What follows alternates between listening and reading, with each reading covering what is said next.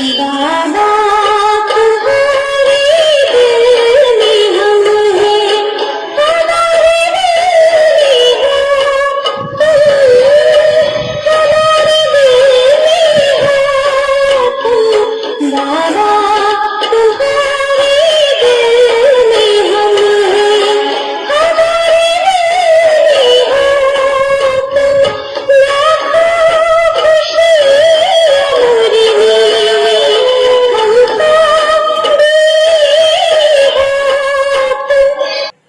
ओम शांति। आज हम मीठे प्यारे बाबा की मधुर ईश्वरीय महावाक्य साकार मुरली सुनेंगे 13 अगस्त की। आज बाबा कह रहे हैं अपने दिल की सफाई से, जब तक बाबा का जो ज्ञान है, इतना उत्तम ज्ञान, वंडरफुल जो बाबा का ज्ञान है, तो उसे क्या करना है? दिल की सफाई से बस धारण करना है। जब तक दिल में सफाई नहीं होगी तब तक बाबा का ज्ञान बैठ नहीं सकता। और ड्रामा का ज्ञान बाबा ने कब दिया है? जब कोई कुछ घटना घट जाए तो ब्रेक लगाना है, तब ड्रामा। तो ड्रामा कर करके पुरुषार्थ बैठ ले जाना है। पुरुषार्थ करके क्या करना है? प्रारब्ध बनाना है। रावण राज्य चल रहा है तो अपनी आई को, दृष्टि को क्या बनाना है? क्रिमिनल से सिविल बनाना है। और बाबा ने हमें जो ज्ञान नेत्र दिया है उससे सबको आत्मिक दृष्टि से देखने का अभ्यास करना है। एक रस स्थिति का अनुभव हम बच्चों को करना है।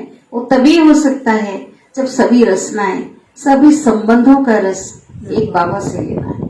अगर एक भी कल भी कहा बाबा ने, एक भी संबंध अगर बाबा से नहीं होंगे तो भी एक रस स्थिति अनुभव नहीं होगी, क्योंकि वो कहीं न कहीं बुद्धि को ले जाएगा ना अन्य संबंधों की ओर। तो सभी रचनाएं बाबा से लेनी ही, तब एक रस स्थिति का अनुभव कर सकेंगे। आज की मुरली का सार, मीठे बाबा कहते हैं, मीठे बच्चे योग द्वारा तत्वों को पावन बनाने की सेवा करो। योग द्वारा तत्वों को पावन बनाने की सेवा करो, क्योंकि जब तत्व पावन बनेंगे तब क्या होगा?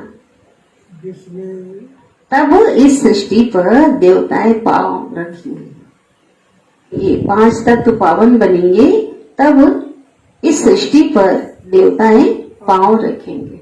बाबा कहते हैं ना, अभी मेरे बच्चे जो देवताएं हैं इस पतित दुनिया में पांव भी नहीं रख सकते, उनकी परछाई भी नहीं पड़ सकती, है ना। तो बाबा हमें इतना उत्तम बना देते हैं कि उनके लिए क्या करना पड़ता है? इस दुनिया को ही, इस सृष्टि को ही बदलना पड़ता है। प्रश्न है, तुम्हारी नई राजधानी में, सत्युगी है ना, तुम्हारी नई राजधानी में किसी भी प्रकार की अशांति नहीं हो सकती। क्यों? पहली पॉइंट, क्योंकि वह राजाई तुम्हें बाप द्वारा वर्षे में मिली हुई है। वरदाता बाप ने तुम बच्चों को अभी ही वरदान अर्थात वर्षा दे दिया। तुम बच्चों को अभी ही वरदान अर्थात वर्षा दे दिया है, जिस कारण वहां अशांति हो नहीं सकती। तुम बाप का बनते हो तो सारा वर्षा ले लेते हो। तुम बाप का बनते हो तो सारा वर्षा ले लेते हो। बच्चे तो जानते हैं, जिसके हम बच्चे हैं उनको सच्चा साहेब भी कहते हैं। इसलिए आजकल तुम बच्चों को साहेबजादे भी कहते हैं। साहेब के बच्चे कौन है? सभी साहेबजादे। सच के ऊपर भी एक पौड़ी है, सीढ़ी, उससे ऊपर कौन सा है? सच खाना, सच पहनना। भले यह मनुष्यों की बनाई हुई है, परंतु यह बाप बैठ समझाते हैं। बच्चे जानते हैं ऊंचे ते ऊंचा बाप ही है, जिसकी महिमा बहुत है, जिसको रचयिता भी कहते हैं। पहले पहले है बच्चों की रचना। पहले बाबा क्या करते? बच्चों की रचना रचते। बाप के बच्चे हैं ना, सब आत्माएं बाप के साथ रहती हैं। उनको कहा जाता है बाप का स्वीट होम। उस मीठे घर में, शांति धाम, परम धाम में क्या होता, सब आत्माएं रहती हैं। यह कोई होम नहीं। बच्चों को मालूम है वह हमारा स्वीटेस्ट बाप है और स्वीट होम शांति धाम। ये दुनिया बाबा के तुम्हारा घर नहीं है, ये तो पराया राज्य है ना। स्वीट होम है शांति धाम। ठीक, उसके बाद और स्वीट होम किसको कहेंगे?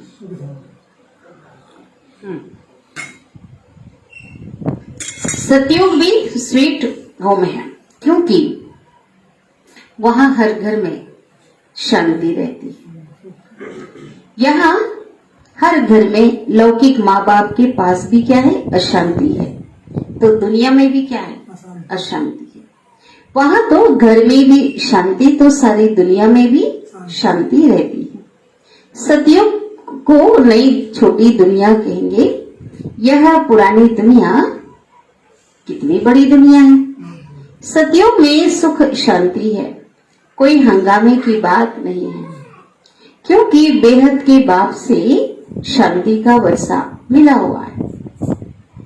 गुरु गोसाई आशीर्वाद देते हैं, पुत्रवान भव, आयुष्वान भव। ये कोई नई आशीर्वाद नहीं देते हैं।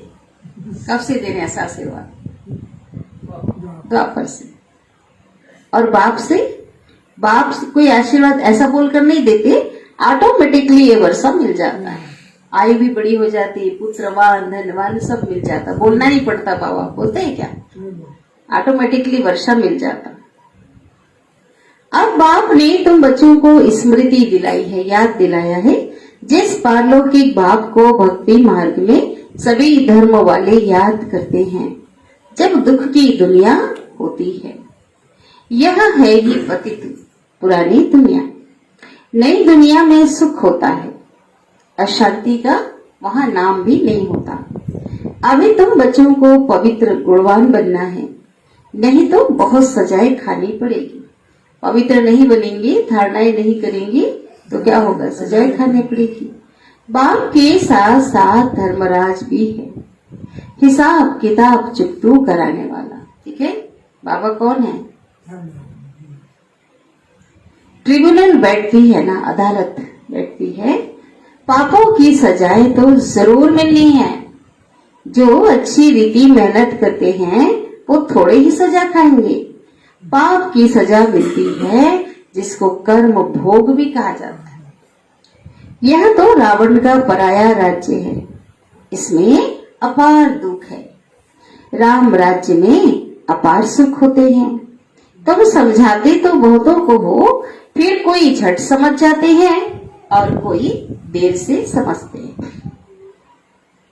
कोई कम समझते हैं तो समझो इसने भक्ति देरी से की है। ये जिसने शुरू से भक्त की है, जो भक्ति की है, जो पुराने भक्त हैं, वह ज्ञान को भी जल्दी समझ लेंगे, क्योंकि उनको आगे नंबर में जाना है। ठीक है, तुम जानते हो हम आत्माएं स्वीट होम से यहाँ आए। साइलेंस मूवी टॉकी है ना, 3 लोग हैं, एक शांति की दुनिया, फिर का मूवी, फिर है आवाज की दुनिया। बच्चे ध्यान में जाते हैं तो सुनाते हैं कि वहां मूवी चलती है। पहले तो पता नहीं होता था लोगों को, इशारे की भाषा चल रही है, सूक्ष्म वतन में। उनका कोई ज्ञान मार्ग से ताल्लुक नहीं है। मुख्य बात तो यही है। कौन सा मुख्य बात? सार वाली बात, अपने को आत्मा समझ, बाप को याद करो, बस और कोई बात नहीं। मुख्य बात जो है जिससे हमारा ताल्लुक है वो कौन सा है? समझ के बाप को याद। हाँ, यही सार है, बाकी से कोई हमको नहीं। बाप निराकार, बच्चे भी यानी आत्मा भी इस शरीर में निराकार है और कोई बात ही नहीं उठती। आत्मा का लौ, आत्मा का प्यार परम पिता परमात्मा के साथ ही है। शरीर तो सब पतित हैं, तो पतित शरीर से लौ तो हो ना सके। प्यार हो सकता है क्या? नहीं। आत्मा भल पावन बन जाती है, परंतु शरीर तो पतित है ना। पतित दुनिया में पावन शरीर बनता ही नहीं। आत्मा को तो पावन यहाँ ही बनना है, तब इन पुराने शरीर का विनाश होगा। आत्मा पावन बन जाएगी तो ये शरीर का बिना पुराने शरीर का विनाश हो जाएगा। आत्मा तो अविनाशी है। आत्मा का काम है बेहद के बाप को याद करके पावन बनना। आत्मा पवित्र है तो शरीर भी पवित्र चाहिए, वह मिलेगा नई दुनिया में। आत्मा भल पावन बन जाए, आत्मा को एक परमपिता परमात्मा के साथ ही योग लगाना है। बस इस पतित शरीर को टच भी नहीं करना है। बाबा कहते इस पतित शरीर को टच भी नहीं करना। यह आत्माओं से बाबा बात करते हैं। समझने की बातें है ना। सतयुग से लेकर कलयुग तक तुम शरीरों के साथ लटके हो। 63 जन्म क्या था, देहधारियों के अटैचमेंट में थे। भल वहां सतयुग में आत्मा और शरीर दोनों पवित्र हैं, वहां विकार में जाते हैं, जिससे शरीर या आत्मा विकारी बने। वल्लभाचारी भी होते हैं। आज की दुनिया में है ना, बाबा क्या थे, वल्लभाचारी कुल के थे ना। तो यहाँ भी वल्लभाचारी भी होते हैं, टच करने नहीं देते। तुम जानते हो उन्हों की आत्मा कोई निर्विकारी पवित्र नहीं होती है। वल्लभाचारी जो कहलाते हैं वह भी एक वल्लभाचारी पंथ है, जो अपने को ऊंच कुल वाले समझते हैं। शरीर को भी टच करने नहीं देते। यह नहीं समझते कि हम विकारी अपवित्र हैं। शरीर तो विकारों से पैदा हुआ है ना। यह बातें बाप आकर समझाते हैं। आत्मा जब पावन बन जाती है, फिर शरीर भी बदली करना पड़े। फिर शरीर भी पावन मिलेगा ना। पावन शरीर तो तब बने जब 5 तत्व पावन बन जाएं। सतयुग में तत्व भी पावन होते हैं, तब शरीर भी क्या बन जाते, पवित्र बनते हैं। देवताएं पतित शरीर में पतित धरनी पर पैर नहीं रखते हैं। उनके आत्मा और शरीर दोनों पवित्र हैं, ठीक है, पावन होते हैं, इसलिए वह सतयुग में ही पैर धरते हैं। यह है पतित दुनिया। आत्मा पारलौकिक बाप परमात्मा को याद करती है। एक है शारीरिक बाप और एक है अशरीरी बाप। अशरीरी बाप को याद करते हैं क्योंकि उनसे ऐसा सुख का वर्षा जरूर मिला है, तो याद करने बिगर रह ही नहीं सकते।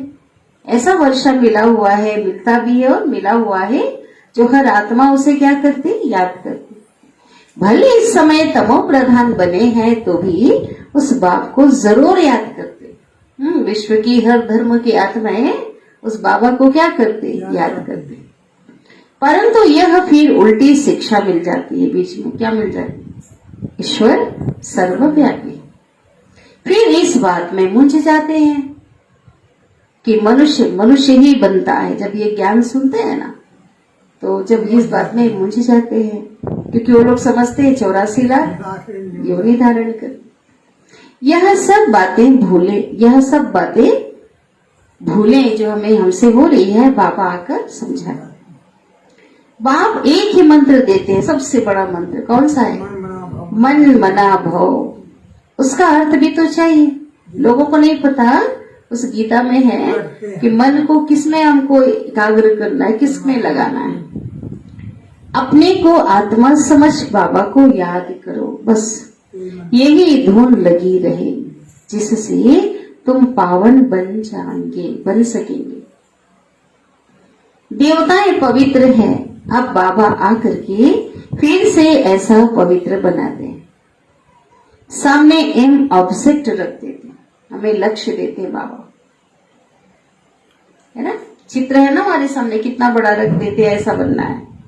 जो बुत बनाने वाले, मूर्ति बनाने वाले होते हैं, मनुष्य की सूरत को देखकर भी झट उसका वैसे क्या बना देते, आज मूर्ति बना देते, क्योंकि वह जीता जागता सामने बैठा है। होता है ना आजकल ऐसे ऐसे कलाकार निकले हैं, सामने बैठकर वैसा ही पेंटिंग भी कर देंगे, सेम मूर्ति भी बना। हाँ, तो बाबा कहते वो तो जड़ भूत हो गए। यह बाबा तुमको कहते हैं तुमको तो ऐसा चैतन्य में लक्ष्मी नारायण बनना है। कैसे बनेंगे? मनुष्य से देवता तुम इस पढ़ाई और प्यूरिटी से बनेंगे, पवित्रता से और पढ़ाई से। यह स्कूल है ही मनुष्य से देवता बनने का, यह स्कूल है ही मनुष्य से देवता बनने का। यह जो भूत आदि बनाते हैं उसको आर्ट कहा जाता है, कला। खूब हो वही शक्ल आदि बनाते हैं। एक आर्ट तो बाबा कहते थे ना टेढ़े मेढ़े बाके बनाते, वो अलग है। एक आर्ट सही बना एक हुबहू बना देते, इसमें तो हुबहू की बात रहती नहीं। क्यों? क्योंकि वो तो जड़ चित्र है, कोई नेचुरल को देख के तो नहीं बना रहे हैं। वहां तो तुम नेचुरल चैतन्य बनेंगे। 5 तत्वों का चैतन्य शरीर होगा। यह तो जड़ चित्र मनुष्यों का बनाया हुआ है, तो हुबहू नहीं हो सकते ना देवताओं जैसे। देवताओं का फोटो तो निकल ही ना सके, निकल नहीं सकते। ध्यान में भल जाकर साक्षात्कार करते हैं, परंतु फोटो निकल ना सके। कहेंगे हमने ऐसा दीदार किया, साक्षात्कार किसी को होता है ना। चित्र ना खुद ना कोई और बना सके, इतने दिव्य होंगे। ये कुछ भी नहीं बोलते ना बाबा, जो देवताओं का चित्र देखते हैं वो इतने खूबसूरत होंगे, इतने दिव्य होंगे, जो ये कुछ भी नहीं है। खुद ऐसा तब बनेंगे जब बाप से नॉलेज लेकर पूरी करेंगे, पढ़ाई पूरी करेंगे, तब हूबहू कल्प पहले मिसल देवता बन जाएंगे। यह कैसा कुदरती वंडरफुल ड्रामा है। बाप बैठ यह कुदरती बातें समझाते। मनुष्यों को तो यह बातें ख्याल में नहीं रहती है, उन्हों के आगे जाकर माथा टेकते रहते। किन्हों के आगे? देवताओं के आगे। समझते हैं यह राज्य करके गए हैं, परंतु कब यह पता ही नहीं है। फिर कब आएंगे, वह क्या करेंगे, कुछ पता नहीं। तुम जानते हो सूर्यवंशी चंद्रवंशी जो होकर गए हैं वह हूबहू फिर से बनेंगे जरूर। कैसे बनेंगे? इस नॉलेज से। वंडर है ना, आश्चर्य है ना। तो अब बाबा समझाते हैं ऐसा पुरुषार्थ करने से तुम देवता बन जाएंगे। एक्टिविटी वही चलेगी, जो भी उनका कर्तव्य है वो वही चलेगा। कर्म जो करेंगे। कितना वंडरफुल ज्ञान है, कितना आश्चर्यजनक ज्ञान है। यह बुद्धि में ठहरे भी तब जब दिल की सफाई, सच्चे दिल पे कहते ना बाबा साहेब राजी, वो तो है ही, लेकिन एक ज्ञान के सोने के बर्तन में ठहरता है, कहते हैं ना, दिल में सफाई होगी तब। मेहनत चाहिए ना, मेहनत बिगड़ कोई फल थोड़े ही मिलता है। कौन सा मेहनत? पुरुषार्थ, बाबा को याद करने का। बाबा तो पुरुषार्थ कराते रहते हैं, भले होता तो ड्रामा अनुसार है, परंतु पुरुषार्थ तो करना है ना। ऐसा थोड़ी ही बैठ जाएंगे कि ड्रामा में होगा तो हमसे पुरुषार्थ चलेगा, ब्रेक लग जाएगा। फिर अगर बैठ जाओ, अगर ड्रामा में होगा तो हाँ सेंटर आएंगे, पढ़ाई पढ़ेंगे, बाबा को याद करेंगे, तो क्या होगा? फिर नहीं हो सकता। ऐसे भी जंगली ख्यालात वाले बहुत होते हैं। हमारी तकदीर में होगा तो पुरुषार्थ जरूर चलेगा। अब कहते वह क्या बोला बाबा ने ऐसे ख्याल वालों का? अरे पुरुषार्थ तो तुमको करना है ना। पुरुषार्थ और प्रारब्ध होती है, बिना पुरुषार्थ की प्रारब्ध नहीं मिल सकती। मनुष्य पूछते हैं ना, पुरुषार्थ बड़ा या प्रारब्ध बड़ी? क्या बड़ा बताओ? पुरुषार्थ।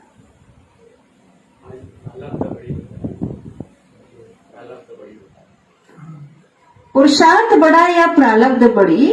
अब बड़ी तो प्रारब्ध होती है, परंतु पुरुषार्थ को बड़ा रखा जाता है। कहाँ बड़ा बिना बताया? पुरुषार्थ के थोड़ी पुरुषार्थ से प्रारब्ध बनेगा। बिना पुरुषार्थ- पुरुषार्थ के प्रारब्ध बनेगा नहीं। हाँ, ठीक है।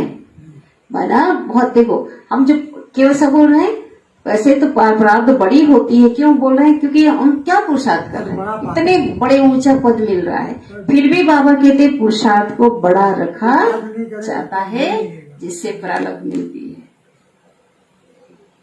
ऐसा क्यों बोला बाबा ने? वैसे तो प्रारब्ध बड़ा है, क्योंकि हम जो प्राप्तियों में होती, विश्व के मालिक बनते हैं, उसकी तुलना में पुरुषार्थ कुछ है क्या? कुछ नहीं है, इसलिए बोला। लेकिन बाबा कहते हैं पुरुषार्थ को बड़ा रखा जाता है, क्योंकि उसके बिना प्रारब्ध मिल नहीं सकता। हर एक मनुष्य को पुरुषार्थ से ही सब कुछ मिलता है। ऐसे भी पत्थर बुद्धि हो पड़ते जो उल्टा उठा लेते हैं, समझा जाता है इनकी तकदीर में नहीं है। मना चलो जो मिलना होगा मिल जाएगा, होगा तो कर लेंगे, ऐसा नहीं। टूट पड़ते हैं। यहाँ बच्चों को कितना पुरुषार्थ कराते हैं, रात दिन समझाते रहते हैं, अपने कैरेक्टर्स जरूर सुधारना। नंबर 1 कैरेक्टर कौन सा है? पवित्रता, पावन बनना। देवता तो है ही पावन, फिर जब गिर पड़ते हैं तो कैरेक्टर्स बिगड़ पड़ते हैं, तो एकदम पतित बन जाते हैं। अभी तुम जानते हो हमारा तो सतयुग में क्या था? A1 कैरेक्टर, फर्स्ट क्लास चरित्रवान थे देवताएं, फिर एकदम गिर पड़े। सारा मदार है पवित्रता पर, इसमें ही बहुत डिफिकल्टी होती, मुश्किलात आती है। मनुष्य की आंखें बहुत धोखा देती है, क्योंकि रावण का राज्य है, वहां तो आंखें धोखा ही नहीं देती। कहाँ? ज्ञान का तीसरा नेत्र मिल जाता है ना, इसलिए रिलीजन इज माइट कहा जाता। धर्म क्या है? शक्ति है। सर्वशक्तिमान बाप भी आकर के यह देवी देवता धर्म स्थापन करते हैं। भल करती तो आत्मा है, परंतु आत्मा तो निमित्त बनती है, परंतु सर्वशक्तिमान बाबा आकर के ये देवी देवता धर्म स्थापन करते। अच्छा, भल करती तो सब आत्मा है, परंतु मनुष्य के रूप में करेंगे ना। यह बाप ज्ञान का सागर है। देवताओं से इनकी महिमा बिल्कुल अलग है, बहुत अलग है। वो सागर है गुणों का, वो और क्या है? एवर प्योर है बाबा, बहुत अंतर है ना। तो ऐसे बाप को क्यों नहीं याद करेंगे? उन्हों को ही नॉलेजफुल बीज रूप कहा जाता है। उनको सत्यचित आनंद क्यों कहा जाता है? झाड़ का बीज है ना, उनको भी झाड़ का मालूम तो है ना, परंतु वह है जड़ बीज। जड़ बीज माना वो कोई बोल नहीं सकता ना। आम का बीज बोल सकता है क्या? जामुन का बोल सकता है क्या? अपनी कहानी सुना सकता है? नहीं कह सकता। और शिव बाबा कैसा है? चैतन्य बीज। मनुष्य में आत्मा भी कैसा है? चैतन्य। चैतन्य आत्मा को ज्ञान का सागर भी कहा जाता। शिव बाबा भी चैतन्य है ना। झाड़ छोटे से बड़े होते हैं तो जरूर आत्मा है, परंतु बोल नहीं सकती। माना जैसे छोटा बच्चा होता है, अब छोटा बच्चा जैसे एकदम बिल्कुल कहाँ बोल सकता है? जन्म ले नवजात शिशु जिसको बोलेंगे, जब तक बोल नहीं सकता। अब परमात्मा की महिमा कितनी है? सभी गुणों का सागर, ज्ञान का, प्यार का, शांति का, पवित्रता का। ये महिमा और किसी भी आत्मा की नहीं है, ये महिमा एक परम आत्मा की है। फिर उनको ईश्वर आदि भी कहते हैं। असल नाम है परम पिता परमात्मा शिव। परम अर्थात सुप्रीम। महिमा भी बड़ी भारी करते हैं। अभी दिन प्रतिदिन महिमा भी कम होती है, क्योंकि पहले बुद्धि सतो थे, क्योंकि ग्लानि कर रहे हैं ना। पहले महिमा बहुत करते थे, अभी सतो थे, फिर रजो और तमो प्रधान हो गए तो महिमा के साथ ग्लानि कर रहे हैं। और ग्लानि को ही क्या समझ रहे हैं? महिमा समझ रहे हैं। यह सब बातें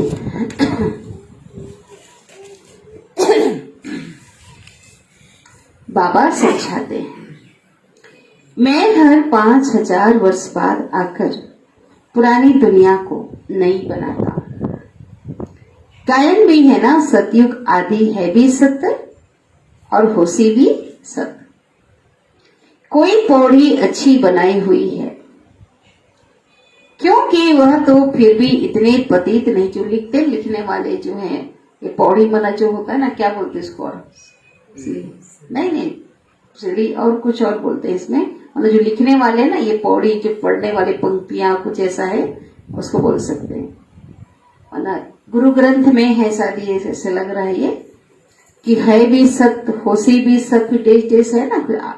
तो कोई पंक्ति अच्छी बनाई हुई है, क्योंकि वह फिर भी इतने पतित नहीं बने। बनाने वाले पीछे आने वाले इतने पतित नहीं होते। भारतवासी ही बहुत सतो प्रधान थे, फिर वही बहुत जन्मों के बाद अंत में क्या बन गया? तमो प्रधान बने हैं। और धर्म स्थापकों के लिए ऐसा नहीं कहेंगे, क्योंकि वह ना इतना सतो प्रधान बनते हैं और ना ही इतना तमो प्रधान बनते हैं, बीच का रहते हैं। ना उनको तमो प्रधान बनना है, ना इतना नहीं बनना, इतना नहीं गिनना है।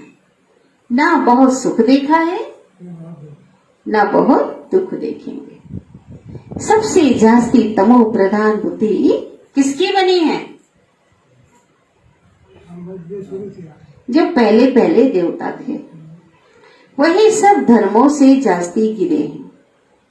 बल भारत की महिमा करते हैं, क्योंकि बहुत पुराना है। विचार किया जाए तो इस समय भारत बहुत गिरा हुआ है।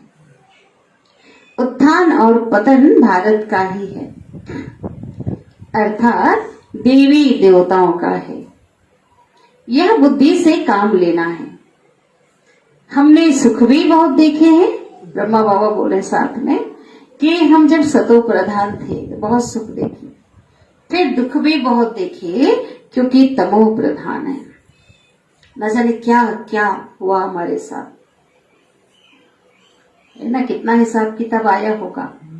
मुख्य है ही 4 धर्म। कौन कौन सा है? डिटिज्म, दैवी धर्म, और इस्लामिज्म, बुद्धिज्म और क्रिश्चियनिज्म। बाकी इनसे वृद्धि होती गई। इन भारतवासियों को पता ही नहीं पड़ता कि हम किस धर्म के हैं। धर्म का मालूम ना होने के कारण धर्म ही छोड़ देते हैं और दूसरे धर्मों में चले जा रहे हैं ना, सनातन धर्म वाले। ये मुख्य धर्म है, ये सबसे श्रेष्ठ धर्म है, जो ये भूल गए और क्या कर रहे हैं? अनेक धर्मों में चले। वास्तव में सबसे मुख्य धर्म यह है, क्योंकि वो धर्म तो चलो आज हिंदू धर्म कहला रहा है, सनातन धर्म, तो भी उसको छोड़ के कहा जा रहे हैं? अन्य धर्म। परंतु अपने धर्म को भूल गए। जो समझो सयाने हैं वह समझते हैं इन्हों का अपने धर्म में विश्वास नहीं। जब देखते हैं ना अपने धर्म को छोड़ करके हम दूसरे धर्मों को अपना रहे हैं, हमारे धर्मों को अपना रहे हैं, तो लोगों को लगता है इनका अपने धर्म में इमाम नहीं है। ठीक है, अपने धर्म में ईमान नहीं है, विश्वास नहीं है। नहीं तो भारत क्या था, अभी क्या बना है। बाबा बैठ सब समझाते, बच्चे तुम क्या थे, सारी हिस्ट्री बैठ समझाते। तुम देवता थे, आधा कल्प राज्य किया, फिर आधा कल्प के बाद रावण राज्य में तुम धर्म भ्रष्ट और कर्म भ्रष्ट बन गए। अभी फिर तुम दैवी संप्रदाय के बन रहे हो। भगवान वाच, भगवान कहते बाप कल्प कल्प तुम बच्चों को ही समझाकर ईश्वरीय संप्रदाय बनाते हैं। अच्छा है, याद प्यारे बेटे। मीठे मीठे सिक्के निधि बच्चों प्रति माता पिता बाप दादा का याद प्यार और गुड मॉर्निंग। रूहानी बाप की रूहानी बच्चों को नमस्ते और हम रूहानी बच्चों की रूहानी माता पिता बाप दादा को याद प्यार गुड मॉर्निंग और नमस्ते। शुक्रिया बाबा, शुक्रिया आपका दिल से पद्मा पदम गुना शुक्रिया।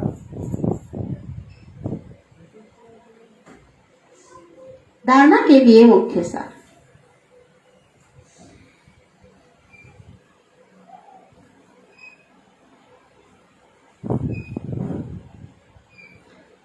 पहली पॉइंट, अपने दिल की सफाई से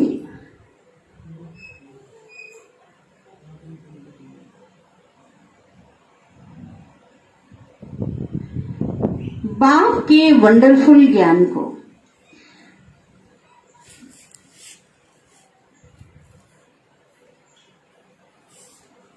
जीवन में धारण करना है।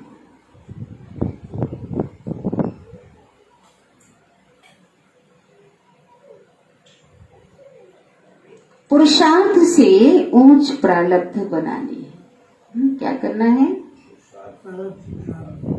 उच्च प्रारब्ध बनानी है।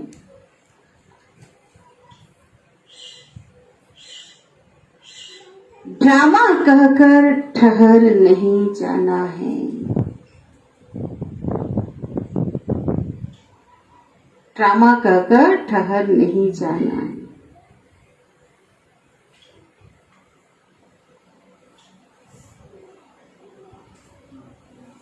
सेकेंड पॉइंट, रावण राज्य में क्रिमिनल आंखों के धोखे से, रावण राज्य में क्रिमिनल आंखों के धोखे से बचने के लिए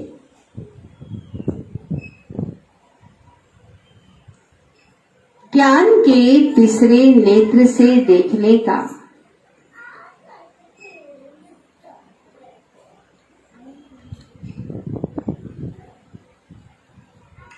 ज्ञान के तीसरे नेत्र से देखने का अभ्यास करना है।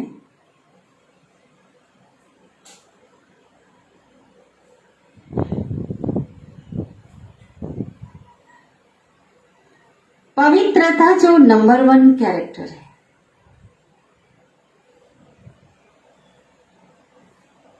पवित्रता जो नंबर 1 कैरेक्टर है उसे ही धारण करना है। चरित्र,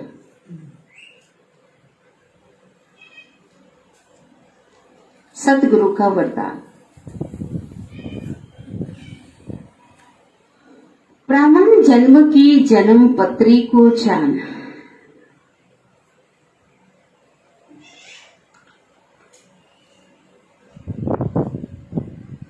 सदा खुशी में रहने वाले,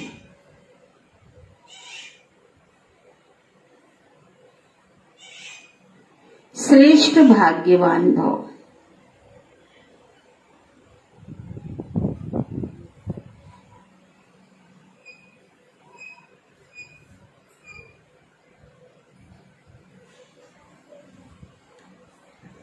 श्रेष्ठ भाग्यवान भव विस्तार है। ब्राह्मण जीवन नया जीवन है।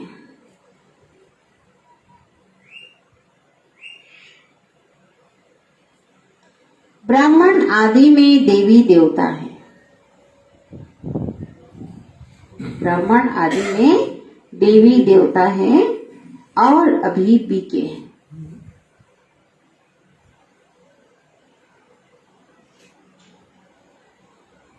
बीके हैं ब्रह्मा कुमार, ब्रह्मा कुमारी। ब्राह्मणों के जन्म पत्री में तीनों ही काल अच्छे से अच्छा है। ठीक है, तीनों ही काल अच्छे से अच्छा है। जो हुआ वह भी अच्छा, जो हुआ वह भी अच्छा, और जो हो रहा है वो और अच्छा। ठीक है, जो हुआ वह अच्छा और जो हो रहा है वो और अच्छा, और जो होने वाला है वह बहुत बहुत अच्छा। जो होने वाला है वह बहुत बहुत अच्छा। ब्राह्मण जीवन की जन्म पत्री सदा ही अच्छी है, गारंटी है।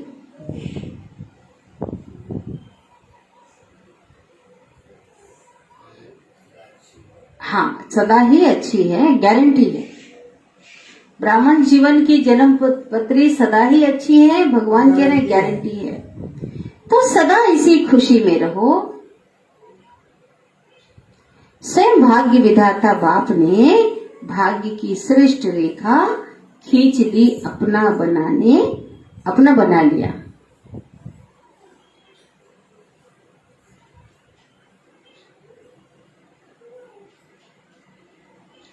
स्वयं भाग्य विधाता बाप ने भाग्य की श्रेष्ठ रेखा खींच दी, अपना बना लिया। स्लोगन है,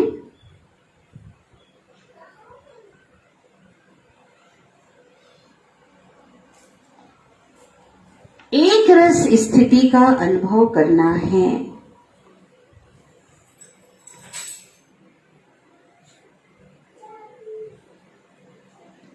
तो एक बाप से सर्व संबंधों का रस लो।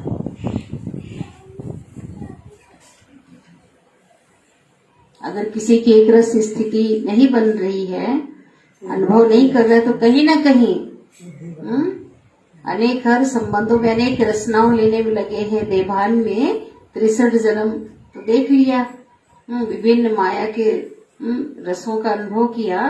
तो बाबा कहते हैं अभी क्या करना है, ये सर्व संबंध जब एक बाबा से होगा तभी एक से सभी रचनाएं लेंगे। इसलिए बाबा कहते हैं हर संबंध बाबा से होना चाहिए।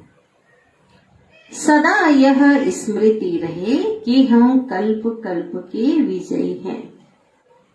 अनेक बार यह पाठ बजा चुके हैं, अब सिर्फ रिपीट कर रहे हैं। अनेक बार यह पाठ बजा चुके हैं, अब सिर्फ रिपीट कर रहे हैं। इस स्मृति से क्या करें, कैसे करें, यह सब कंप्लेन शिकायत जो है खत्म हो जाएगी। सदा डबल लाइट स्वरूप के स्मृति की समर्थी हो तो कोई भी असंभव कार्य संभव हो जाएगा। असंभव कार्य किसी संभव के जहाँ बाबा है वहाँ असंभव काम संभव नहीं होगा क्या? भाई सर्वशक्तिवान बाप का साथ है और कल्प कल्प की विजयी आत्मा पहले भी हमें याद है, पहले भी संभव हुआ था। बना बनाए ड्रामा है ना, कल्प पहले भी संभव हुआ था, तभी नहीं हो सकता है। आप कौन है? हम मास्टर सर्वशक्तिमान है। बाबा कौन है? बाबा सर्वशक्तिमान है। हम कमाए क्या? इतने बड़े बाप के बच्चे तो क्यों नहीं है? असंभव नाम का शब्द हमारी डिक्शनरी में ही नहीं। कोई भी कार्य संभव नहीं संगम युग में।